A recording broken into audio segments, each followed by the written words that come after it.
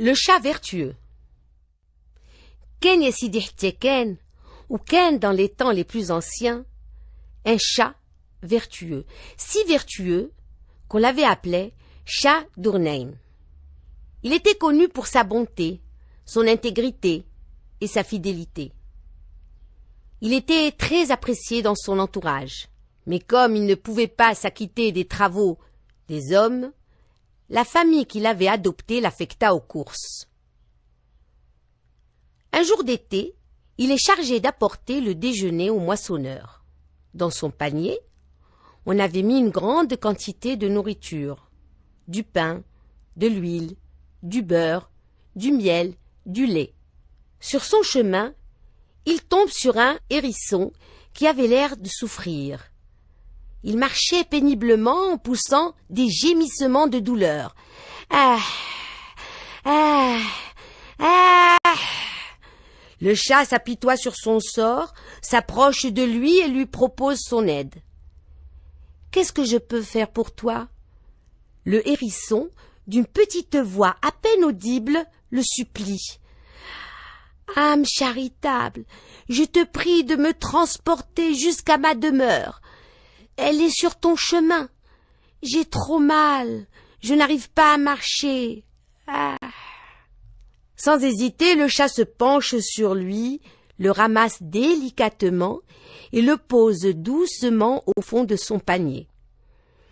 Une fois bien installé dans le panier, le hérisson se frotte les pattes. Il a un large sourire et se met à saliver. Il jubile face à un tel banquet.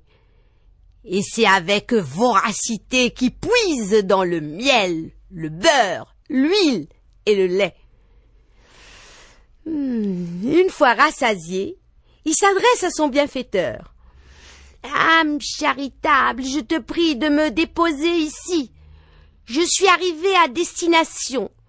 Je te serai reconnaissant toute ma vie. » Mais avant de s'en aller, feignant une révérence en signe d'adieu, il prend soin d'enduire de beurre rance la queue du chat. Bercé par l'euphorie d'avoir accompli un geste charitable, le chat ne se doutait de rien et il continue son chemin en chantonnant « Miaou, miaou, miaou ». À son arrivée, tenaillé par la faim, les moissonneurs se précipitent à sa rencontre et lui arrachent le panier des pattes. Quand ils y jettent un œil, ils se figent et échangent des regards consternés. Il ne reste plus que des miettes. Ils interrogent le chat, qui nie catégoriquement avoir puisé dans le panier. « Si ce n'est pas toi, qui est le coupable à ton avis ?»« Je vous jure, Wallah, je ne sais pas. C'est un mystère. » Décontenancés, les moissonneurs s'approchent du suspect et le fouillent à la recherche d'un indice, n'importe quel indice qui prouvera sa culpabilité. On lui fait ouvrir la bouche, pas de traces de nourriture. On passe ses pattes au crible, rien. Mais dès que l'aîné flaire la queue, ils sont envahis par une odeur de beurre rance. C'est elle la coupable, c'est elle la voleuse, c'est ta queue.